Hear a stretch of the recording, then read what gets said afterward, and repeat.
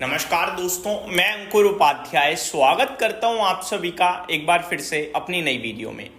दोस्तों, यहां पे आप सभी के साथ बात करने वाला हूं क्वार्टरली नंबर्स के बारे में जो आते हुए दिख रहे हैं। दो बड़ी bank, state bank of India सरकारी बैंक की दिग्गज और कोटक महिंद्रा बैंक प्राइवेट क्षेत्र से, दोनों के रिजल्ट्स आने थे और आ चुके हैं, डिस्कस करेंगे।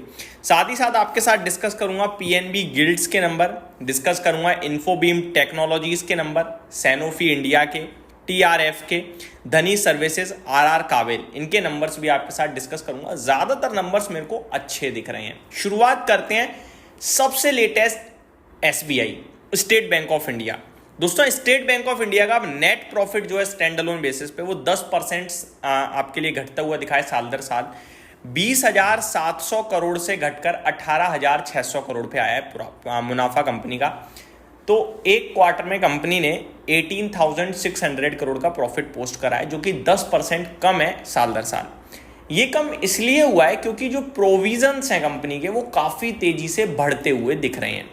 बाजार की एक्सपेक्टेशंस क्या थी वो सुन लीजिए। अब बाजार भी यही कह रहा था कि प्रोविजंस कंपनी के बहुत हाई लेवल पे आ सकते हैं, जिसकी वजह से कंपनी के प्रॉफिट पे डेंट पड़ सकता है। लेकिन जब मैंने डिटेल में रिपोर्ट्स को पढ़ा तो मैंने देखा कि कुछ स्पेसिफिक था ही नहीं, मतलब स्पेसिफिक नंबर नहीं था। उस रिपोर्ट में लिखा हुआ है कि प्रॉफिट कंपनी का 5% से 20% तक घट सकता है। 16,000 करोड़ से लेकर 19,500 करोड़ तक आ सकता है। तो एक बहुत बड़ी रेंज थी। इसके बीच में लैंड हो गया है कंपनी का मुनाफा 18,600 करोड़ पे। अगर मैं इसे क्लोजली वॉच करूं तो ये ज्यादातर ऊपर का एस्टीमेट जो था उसके पास है, तो फिर नंबर्स मेरे हिसाब से ठीक माने जाने चाहिए। सेकेंडली, इंटरेस्ट की बात करी जाए, ब्याज जो एक बैंक के लिए बड़ी इंपॉर्टेंट कमाई होती है, 1,11,000 करोड़ से बढ़कर 1,19,000 करोड़ का ब्याज बनाया है बैंक ने साल दर साल। एसेट क्वालिटी में सुधार देखने को मिला है, 2.07% से 1.82% पे आया है जीएनपीए एंड 0.53% से घटकर 0.47% पे आ गया है एनएनपीए। तो यहां पे सुधार है, अच्छी बात है। प्रोविजंस जो एक चिंता का विषय था इसके लिए, वो ही आपके लिए बढ़ता हुआ दिख रहा है। 900 करोड़ के सामने 6,440 करोड़ के प्रोविजंस आए हैं क्वार्टर ऑन क्वार्टर बेसिस पे। तो प्रोविजंस में काफी तेज उछाल आया है, अदरवाइज इसका मुनाफा बहुत ही ज्यादा दमदार हो सकता था। ओवरऑल मैं ये कहूंगा कि 800 रुपए पे एसबीआई इन नंबर्स के बाद खराब नहीं लगता है तो बने रहे, नहीं है तो गिरावट में खरीदने के मौके तलाशें, और अगर ऊपर जाता है तो एंजॉय करें, कुछ जल्दबाजी में ना करें तो ज्यादा बेटर है। Kotak bank stand alone net profit company का 4,130 करोड़ से घटकर 3,550 करोड़ पे आया है साल दर साल, और ये अनुमान से थोड़ा सा कम रह गया है। इंटरेस्ट की बात करी जाए तो 12,300 करोड़ के सामने 13,500 करोड़ पे इंटरेस्ट आया है। बाकी डिटेल में अभी नंबर मेरे पास स्क्रीन पे नहीं है तो मैं आपके साथ ज़्यादा शेयर नहीं कर पाऊंगा। ओवरऑल नंबर्स देखे जाए तो थोड़े से वीक से लग रहे हैं। आगे पीएनबी गिल्ड्स, 1 रुपये प्रति शेयर का डिविडेंड आया है, 100 रुपये का शेयर है, तो डिविडेंड तो अच्छा हो गया, 1% का हो गया शेयर के प्राइस के हिसाब से। स्टैंड अलोन बेसिस पे कंपनी ने 75 करोड़ का प्रॉफिट पोस्ट करा है, 68 करोड़ से बढ़कर आया है, जो कि साल दर साल। And quarter on quarter 10 crore के घाटे के सामने 75 करोड़ का मुनाफा। बहुत ही शानदार नंबर्स लग रहे हैं पीएनबी गिल्ड्स के मुझे।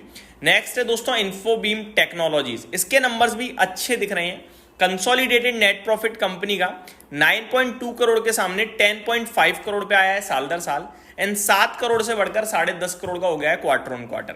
रेवेन्यू 97 करोड़ से बढ़कर 103 करोड़ पे आ गया है। मार्जिन 18% से बढ़कर 18.7% पे आ गए हैं। कामकाजी मुनाफा 17.5 करोड़ से बढ़कर 19.3 करोड़ पे आ गया है। तो इसके नंबर्स को भी मैं थम्स अप देना चाहूंगा।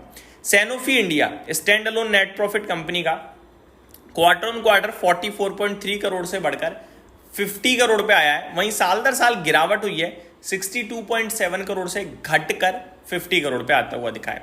रेवेन्यू की बात करें तो 220 करोड़ के सामने 170 करोड़ पे आया है। मार्जिन्स की बात करें तो 36.91% से बढ़कर 37.08% है। एबिटा की बात करें तो 81.8 करोड़ के सामने 64 करोड़ है। तो इसके नंबर्स में उतना मजा नहीं आ रहा है, तो मैं इसके नंबर्स को स्लाइटली नेगेटिव बोलूंगा, स्लाइटली। आगे बढ़ते हैं, मतलब सिर्फ मार्जिन्स अच्छे हैं, बाकी सब खराब है, और मार्जिन्स इंपॉर्टेंट रोल होता है, इसीलिए मैंने स्लाइटली नेगेटिव बोला, अदरवाइज मार्जिन खराब होते तो फुल नेगेटिव हो जाता। आगे टीआरएफ की बात करें दोस्तों तो इसके नंबर्स मुझे कमाल के लग रहे हैं। 4.1 करोड़ से प्रॉफिट बढ़कर हो गया है 6.9 करोड़ का। नहीं, कमाल के तो नहीं है, क्वार्टर ऑन क्वार्टर खराब है। 10.4 करोड़ के सामने 6.9 करोड़ का मुनाफा आया है quarter on quarter. Revenue 38 crore से सामने 27.1 करोड़ है, ये भी खराब। मार्जिन्स में बहुत दमदार उछाल आया है, 10.84% से बढ़कर 18.74%। कामकाजी मुनाफा 4.1 करोड़ के सामने 5.1 करोड़ है। लेट द मार्केट डिसाइड कि स्टॉक कैसा रिएक्ट करता है, ज़्यादा हम डिस्कस नहीं करेंगे इसको। नेक्स्ट, धनी सर्विसेज। दोस्तों इस समय ज़्यादातर स्टॉक मार्केट से रिलेटेड कंपनी परेशानी में है और दिक्कत में दिख रही है, लेकिन इसने बहुत अच्छी परफॉर्मेंस दी है मेरे हिसाब से। 85 करोड़ के घाटे के सामने 7.2 करोड़ का मुनाफा साल दर साल, एंड 4.7 करोड़ के सामने 7.2 करोड़ का क्वार्टर ऑन क्वार्टर, तो बेहतरीन नंबर बोलूंगा मैं। रेवेन्यू हालांकि घटा है, 120 करोड़ के सामने 90 करोड़ पे आया है। आरआर काबिल, इसके नंबर्स भी अच्छे लगे मुझे, 3 रुपये 50 पैसे का डिविडेंड आया है। Stand alone net profit company का 78.5 करोड़ के सामने 130 करोड़ पे आया है साल दर साल, and quarter on quarter 68 crore के सामने 130 करोड़ है, तो बेहतरीन नंबर है। रेवेन्यू 1750 करोड़ से बढ़कर 2200 करोड़ पे हो गया है, तो बढ़िया है।